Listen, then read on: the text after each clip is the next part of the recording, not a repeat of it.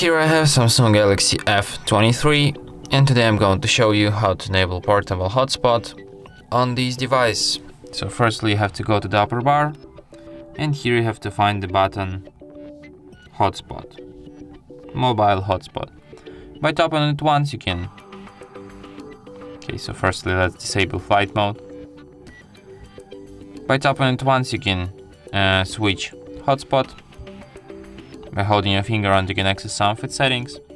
For example, you can change its name, you can change its security protocol, you can change its password, you can change its AP band.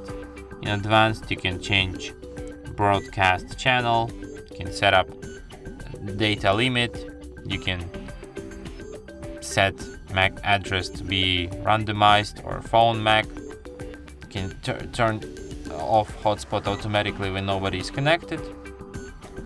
You can make your hotspot hidden.